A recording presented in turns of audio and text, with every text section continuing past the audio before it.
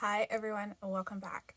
I had not planned that this video would take this long to do, but we had great weather here in Central Ohio, so I decided that was going to be a priority. So anyway, welcome back if you are new here, since most people are. The whole channel's new.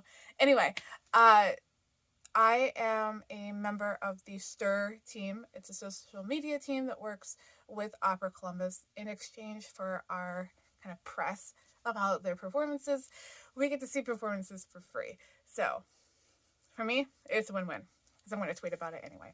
So anyway, this week was kind of a busy week for Opera Columbus. On Sunday, they held their annual vocal competition.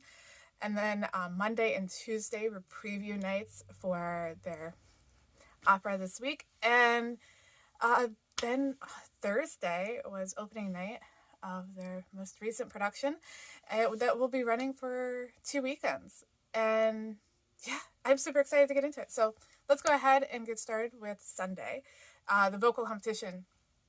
Every year, Opera Columbus sponsors and puts on a vocal competition for up and coming professional and pre-professional operatic singers. And there are a few requirements. I looked them up and I just realized I don't qualify anymore. I have officially aged out. So there goes my opera dreams of competing. Not that there were any. Anyway, so the competition is named the Cooper Bing Vocal Competition.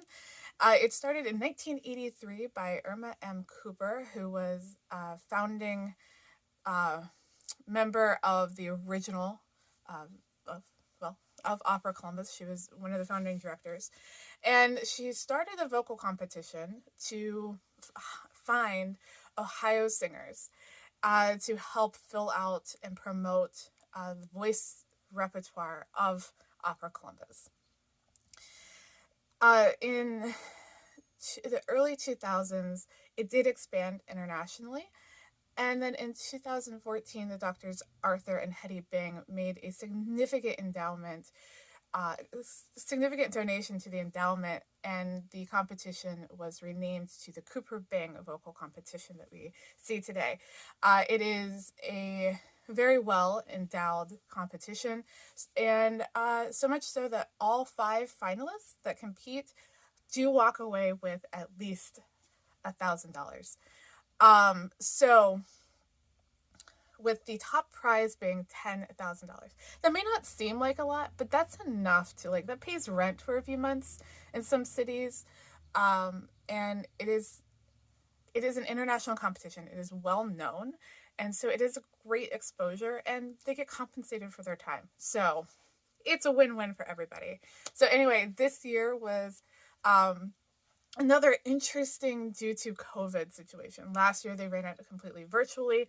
This year, they invited the finalists to come and record their 2 pieces at the Southern Theater without an audience. And then they live streamed it on Sunday. Absolutely fantastic. Every single person was absolutely fantastic. I do want to make a comment here, and this is something that you see a lot of in any type of vocal competition, like The Voice, American Idol. Sometimes selecting pieces to fit your voice can be hard. There was some of that happened at Cooper Bing. It happens at every competition. Finding a piece that actually fits, it can be difficult because you want to show off your range, you want to show off your ability, but at the same time, you need to find something that fits for you. And that's not a slight against anybody. That is a talent to do. So anyway, on to who won. So the first place winner this year was Alice Chung. She did absolutely fantastically. Now, I don't know if she was the first to record, but she was the first to perform on the live stream. And sometimes going first can have its detriment. But she crushed it. She went out, she set the bar very high and was basically like, everyone come with me. And I loved it. During the performances, I may or may not have been singing along. To give a shout out to Joseph Lepik. He's saying Aria of the Worm, and that's one that I know I'm not going to sing it. He does a better job. Um, and I definitely sang along. So I did realize that it's my voice is not great right now. So allergies and just not having sung for over a decade will do it. So anyway, there's also at the Cooper Bing, there's also an Audience Choice Award, and that went to Ada Evans, who oh my goodness, she can bring a house down. I believe she was described as having a big voice, and yes, she has a big voice, and I cannot wait to see her in person, do a performance. I'm going to kind of follow her career as best as I can. I want to see what she does with her voice because that needs to be celebrated. So, as the Audience Choice winner, she got an extra $500. So I just want to give a big shout out to all the finalists. You guys were amazing, and hopefully next year we can all see Cooper Bing in person, live at the Southern Theater. So, all right, I will link their information below. Some of them have private Instagrams and social media, but I will link their stuff below, and I will definitely link the Cooper Bing competition website below. You can read more about them and see what they're up to, because they're not Ohio natives, and they are all over the U.S. So maybe you get to see them in your city soon. So, all right, now on to the big thing. The big production. So every opera season, there's usually a smaller production and then the big. This is our big production. I remember seeing posts from the cast as they were coming into Columbus, because not all of them are living in Columbus. So they come in, and I remember seeing that, and it was overlapping with Don Giovanni. And I was like, oh, big production time. So I was very curious as to how they were going to stage it. And it's perfect. So the big production this year of Opera Columbus was Puccini's La Boheme. If you are unfamiliar with that particular opera, first of all, it shows up in popular culture a lot more than you probably realize. It's been a success since it was staged in 1896 in Turin, Italy. It is an Italian opera that takes place in Paris, France. Why it's not in French? Because it's Puccini. It's done in Italian. So, the opera is an adaptation of a play that was an adaptation of the one of the guys who staged the play, his book. It's classed as a novel, but there's no real plot. It's kind of disjointed stories. Kind of, I don't know, it's just a bunch of stories about Bohemians living in the Latin Quarter in Paris in the 1840s. In the 1840s, yeah. And Puccini was, actually at the time Puccini was writing La Boheme, there was another another composer who was doing a similar thing, and he actually he made a big deal about how, hey, I sent my libretto over to Puccini. I think it's far superior whatever he could potentially publish. And Puccini went, what? I have no idea what you're talking about. And today we still perform Puccini's opera, not the other guys. So I'll tell you something about, timing and all of that. So it was first staged in 1896 in Turin, Italy. It was divisive among critics, but it was popular. It was then staged multiple times globally over the next year and a half. It made it, its first performance was in the US in 1897, I believe in August of 1897. So in a year, it spread from Italy all over the world. It has always been popular. Like I said, you know it without probably knowing it. So let's see here. Yeah. So the the actual plot of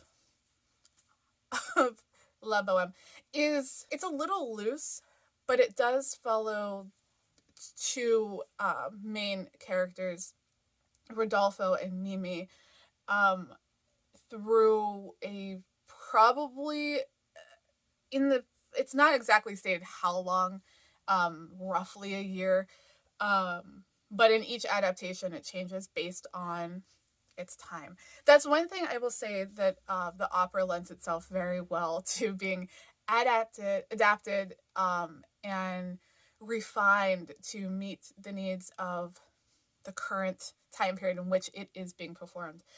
And I'll get into that a little bit more in a minute.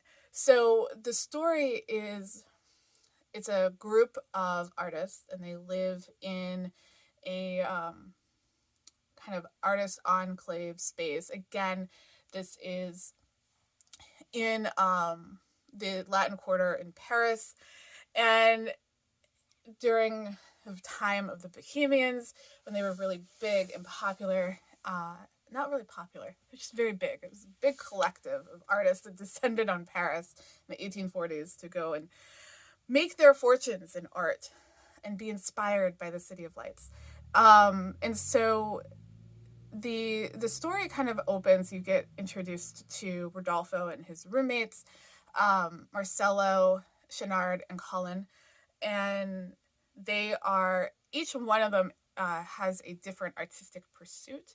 Rodolfo is the poet, Marcello is the painter, Chenard is a singer, and Colin is a musician. It's never fully ever explained what type of music Colin is actually into. I get the impression it's a little bit of everything, because that's not unusual at that time period.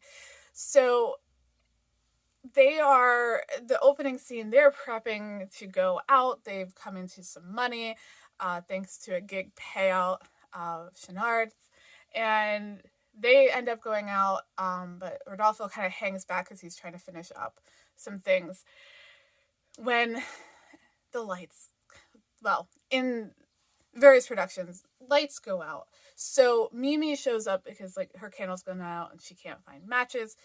In their, Rodolfo instantly falls in love with her. It's love at first sight. And basically they spend quite a bit of time talking about, well, Rodolfo spends a lot of time talking about himself and then asks Mimi. So the original production, Mimi has tuberculosis. In other versions, like I said, they've adapted it to the times. So I want to talk about something really quick because I think this is actually pretty fantastic. So this was posted, was shared by Opera Columbus, but it was originally posted by a guy in Columbus named Ian Ball. Mimi's agenda is be dying, meet dumb poet, lose apartment key, make him fall for you, ask for dinner first, I'll also ask for a hat, go to a restaurant to meet a bunch of strangers, brag about the new hat, intermezeta and beta male, time has passed, I'm being gaslit. I'm going to exit the stage, but not really, so I can overhear this conversation. That'll give the audience some dramatic irony. Give away my hat. Find a new bourgeoisie boyfriend.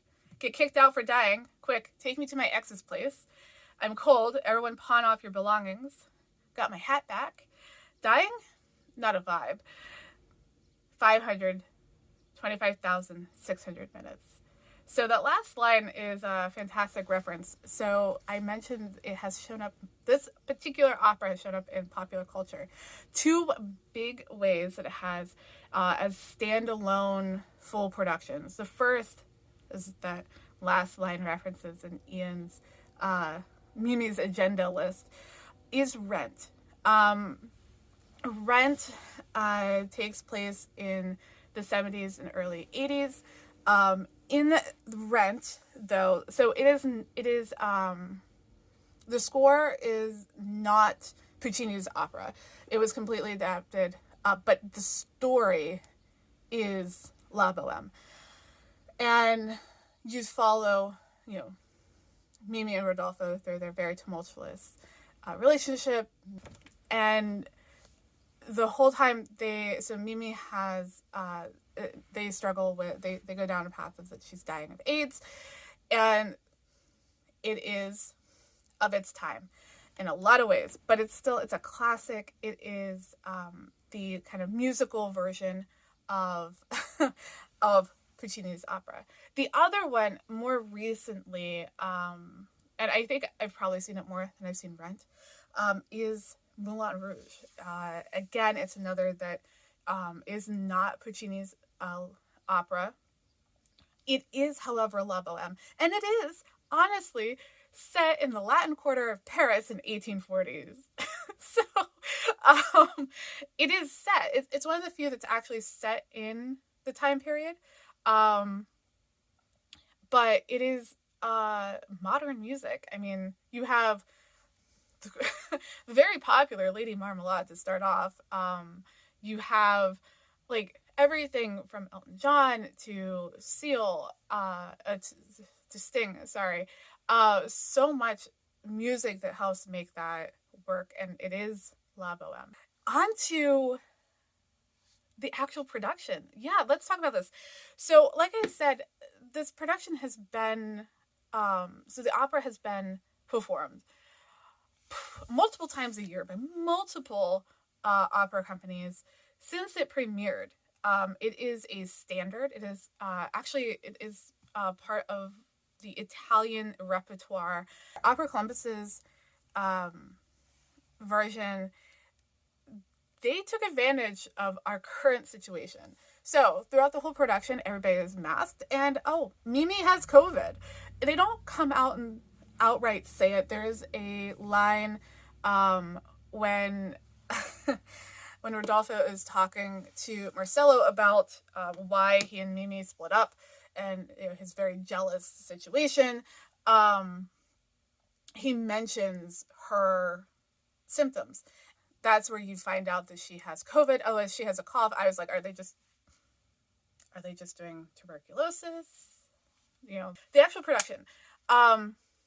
Once again, much like Don Giovanni, they could not perform in their home theater, the Southern Theater, due to COVID restrictions. Now, they started staging this, and then everything started changing, and so instead of moving everything, they did the right thing, just left it, made some adaptations a little bit, but for the most part, it is still exactly as it was staged. There's no changes. So for Don Giovanni, they were at COSI.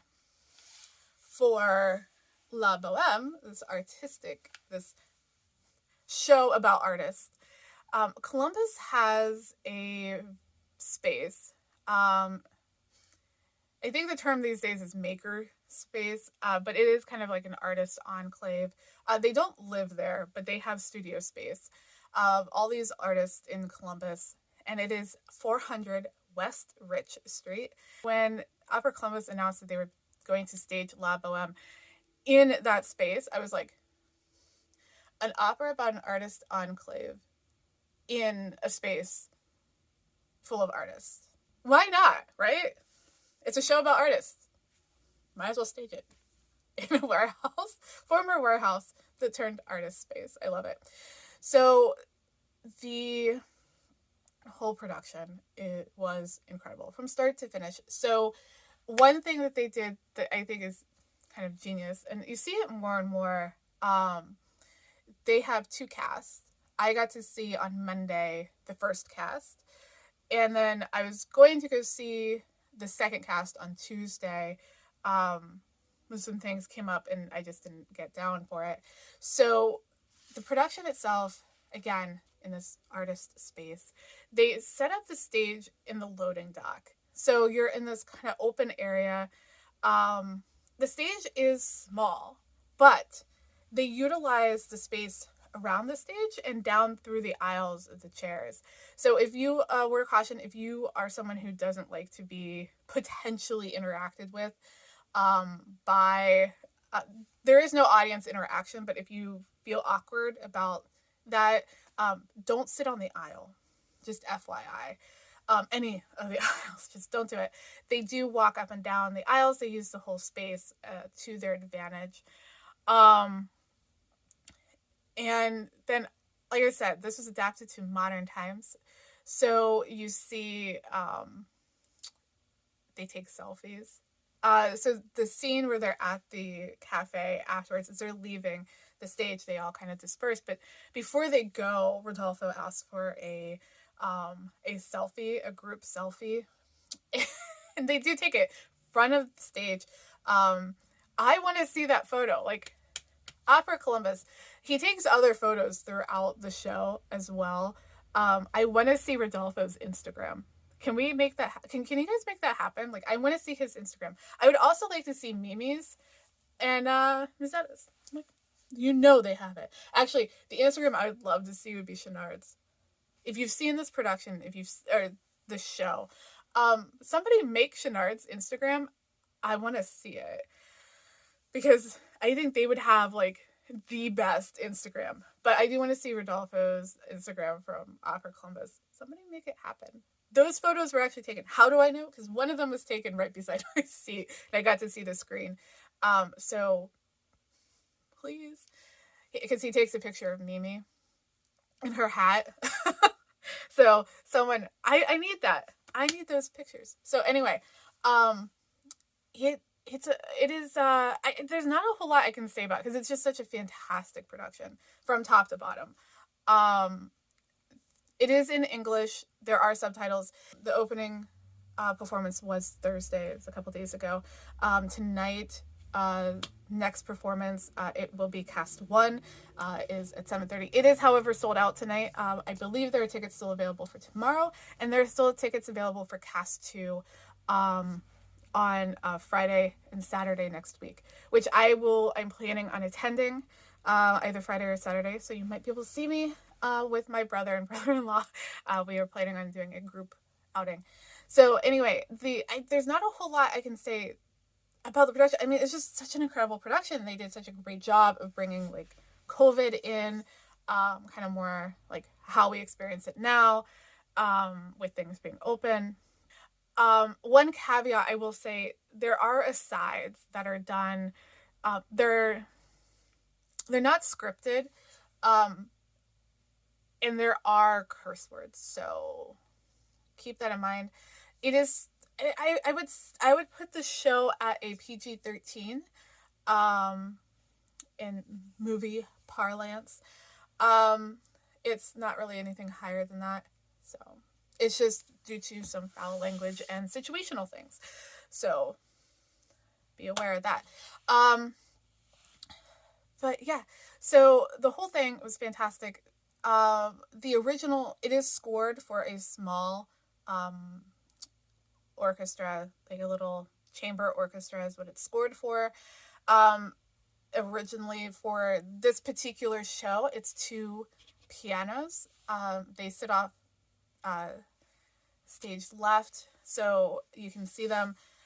It's fantastic because the conductor for the whole show, she is conducting and playing at the same time. She's fantastic. I'm going to link her Instagram below because she's actually a fantastic follow. She's fantastic and she did an amazing performance. She did to the arrangement for this particular particular staging, production. That's the word I'm looking for. So she needs to be celebrated more, in my opinion. All right. So I highly recommend going and seeing the show. If you can, take advantage. Go early. There's some restaurants in the area down there. Take advantage of the gallery hop beforehand. Yeah, it is. I believe it is before every show. The artists who will be there, I believe, changes based on availability. Some have said that they will be there the whole time. Others, certain days. There's a piece that I want to buy, so hopefully it's still there when I go. If not, that saves my wallet some money. All right, editing Megan here. I forgot to tell you. So tonight's performance is sold out, but there are still tickets available for tomorrow, May 23rd at 2 p.m., next Friday at 7:30, and next Saturday at 2. Tickets are general admission. They're $47.25 US before tax. So if you want to go see it, hop on it. So anyway, Oh, one final thing. If you've made it this far, I have a surprise. So tonight's performance, 7:30, is being live streamed. Yeah, so it is Saturday, whatever, May 22nd. Tonight's performance, it will be at 7:30. It is being live streamed. Definitely give it a watch. So this opens it up to people outside of Columbus, so you can see this production. It's so well done. I super impressed by everybody in the show. And yeah, if you have any other things you want me to review, so Opera Columbus' season is closing soon. There's some other little things coming up that I might attend. I will do reviews of potentially. And I will sit and wait for the next season. Columbus Symphony season is starting. They released their Masterworks series. They released their Pops series the other day. I think I'm going to get tickets to the Pops. There's some performances I am not interested in, but others I am super interested in. And so maybe I'm more interested in the Masterworks, so that's me. So I will possibly do that as well. So until then, everyone, have an amazing day. And if you can, get outside. Just a little bit of sunshine does the body good.